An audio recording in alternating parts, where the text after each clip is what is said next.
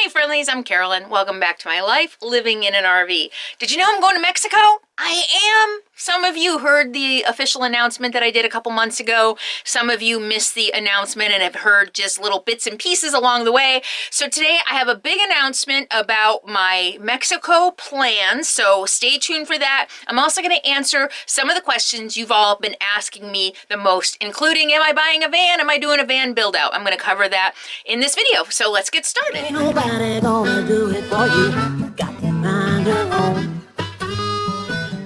Before we do me a favor, make sure you're still subscribed to my channel. Double check. Make sure you're still subscribed because YouTube unsubscribes people. Thank you, thank you, thank you. All right, so I made an announcement a couple months ago that my next big adventure is going to be Mexico. I'm going to be traveling through Mexico kind of indefinitely. And I had originally planned on leaving in January. So the biggest announcement is I'm postponing that. I'm still going, but I'm going to be postponing it until I think September. I don't want to go there in the summer. It's high season, hot. Whatever. I don't want to be there in the summer.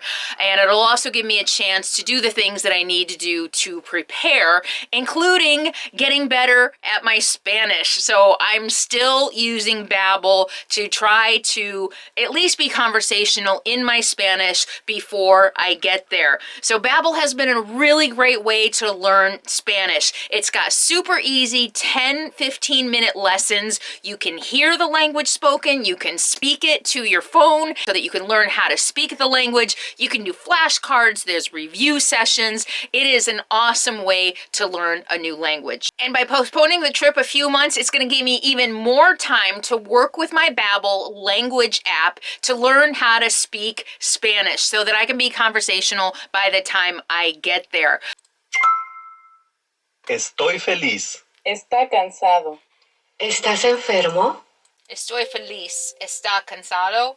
What I really love about Babbel is it's teaching me real-world, practical applications to Spanish. So you can tailor it, whether you're going for vacation, whether you're going for business. It's going to tailor your lessons to your needs so that you're learning the Spanish or whatever language you want to learn. Actually, why don't you tell me right now, what language do you want to learn? Leave it below. Do hashtag Babbel and the language you want to learn in the description below. And tell me why you want to learn that particular language. And the Babbel app has award-winning technology that is proven to get you speaking the language in just 3 weeks. And since Babbel is sponsoring this video, they are going to be giving you up to 60% off when you sign up for Babbel using my link in the video description. So save up to 60% off your Babbel now. It also makes a great gift for the holidays for someone you know who's always been wanting to learn a new language or just likes learning new things. So check the video description below for the link. So yeah, so I'm gonna be going in September because there was no way I was gonna be able to get this trip done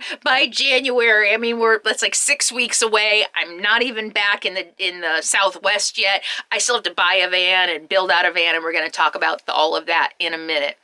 The second question a lot of you have been asking me is what border I'm crossing, what my route is going to be, what I want to see, where I'm going. The bottom line is I don't know yet.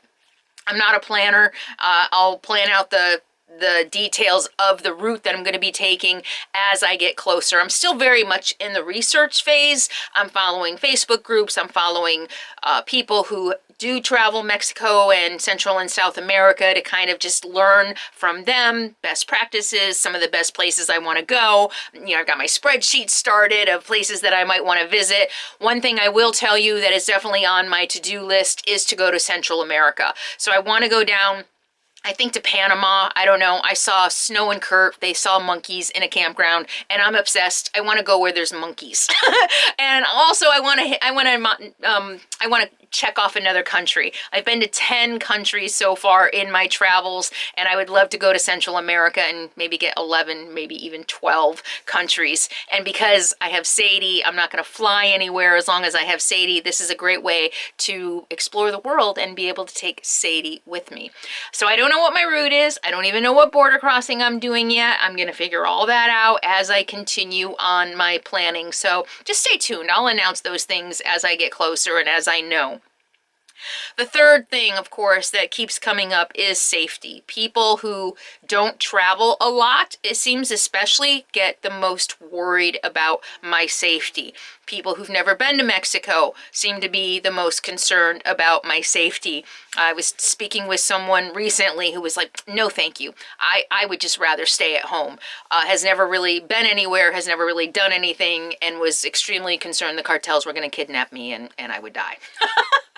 So let me say, there are hundreds of thousands of Americans, I don't know, tens of thousands of Americans probably, or not even Americans, people from all over the world who visit Mexico every year without incident. My biggest concern is going to be bribes. You know, that's a reality. Almost every person I have read about who has traveled through Mexico, almost, not quite, have been pulled over, and the local police try to extort them for bribes, and I've already learned how to handle that.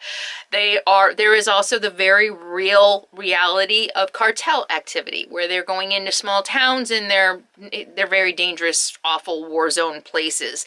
And the bottom line is, be aware of your surroundings, be smart, do your research. Don't drive at night. I keep hearing don't drive at night. Stay on the toll roads and, all the other things that I'm reading about to stay safe. I know what areas already to avoid and what tools I'm going to use to keep up on safety, so that I don't put myself in a situation where I'm smack in the middle of all of the worst cartel activity. Again, I've traveled to 10 countries by myself. Completely solo by myself. Greece, I was in Athens by myself. I drove all over Greece by myself, the Peloponnese Peninsula. It was awesome. And, I did all that in places where they didn't even really speak English. I've been to a lot of big cities, Prague and Budapest. I've been to a lot of big cities by myself. I lived in San Francisco. I lived in Oakland. I live in Berkeley. A little street smarts can go a long way. And what I've learned in life is the more you do, the less you fear. And that is because you get out there and you actually experience the world rather than watching the worst case scenarios on the news. So don't worry about me. I'm smart and I will be safe. And even even if something happens, at least I got to go do what I wanted to do.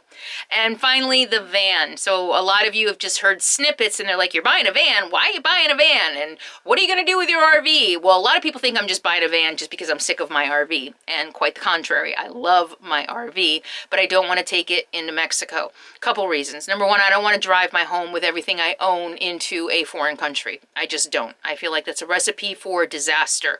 The other thing is logistically, RVing in Mexico will limit me in many ways. Going into some of the really old towns, the roads are super narrow. It's just a level of stress I would rather not deal with. Electricity in some of the campgrounds is problematic and can burn out your system. And I've watched videos. It's like, well, you take this tool, you take that tool, you measure it before you plug in. Too much work. Too much work. I don't want to do all that. Dump stations are hard to find. Filling up water, you can go to these places that have water that you can drink, and some of them have hoses that you can fill your RV, some of them don't. Usually you just take the big water bottles. So in the end, I just decided I don't want to take my RV to Mexico. Breakdowns and getting repairs, it's just too much. So yes, I'm buying a van, but not to live in forever, just to live in while I travel Mexico. I'm looking for a short passenger van. I want windows, and I'm going to do a very, very, very simple build out. Just a platform bed with storage underneath. I've been looking, I think I'm probably just going to get a porta potty. I don't do the bucket thing. Sorry. No offense to anybody who does. It's just not my thing. I don't want to poop in a bucket. So I'm going to get a porta potty. I might get a composting toilet. I have friends who just installed one. So I might go ahead and do a composting toilet, and very primitive cooking. The friends that I'm going with, we're talking about sharing a camp stove. But I also want the opportunity or the ability to maybe stay at an Airbnb, maybe stay at a local hotel. And that's another reason I'm taking a van, Parking will be easier. It'll be more secure. Again, I don't want to risk my whole home getting stolen or not being able to park it behind a locked gate.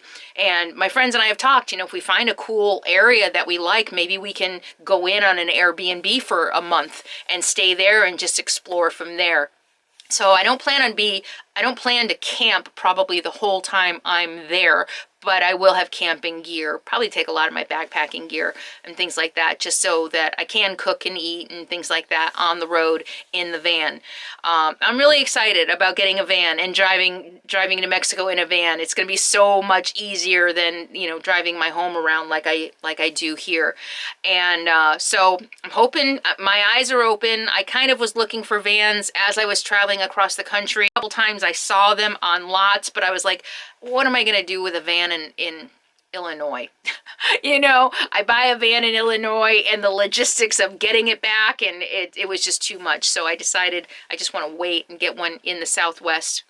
Plus, I have to register it in Nevada, so it makes more sense to just wait. And that's part of the reason I postponed my trip. It makes more sense to wait. That's it. I think those are all the questions that I have been getting about my trip to Mexico. And I'm going to just continue my Spanish lessons with Babbel, and I'm going to continue looking for the perfect van for me, and something super easy that I can build out, you know, hopefully with the help of friends, because I don't have all the tools and everything, and I'll probably need a little help.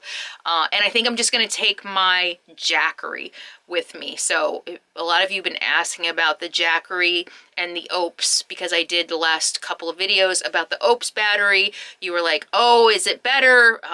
I just had to, that was part of my deal. OPS gave me the equipment, and part of the deal was that I do 3 videos for them about the product, even though I was giving it away. And like I said, I did thorough reviews of both the Jackery and the OPS. They both have pros and cons, and I don't necessarily think one is better than the other. It's just a matter of budget and things like that. So you can check out those videos for yourself. I'll put them in the video description below. If you have any questions about Mexico, let me know in the comments below. But yeah, I'll keep you updated as the planning goes. Thank you so much, and I look forward to taking you to Mexico with me. And I'll see you next time. In the meantime, be happy, be free, and be kind. See you soon.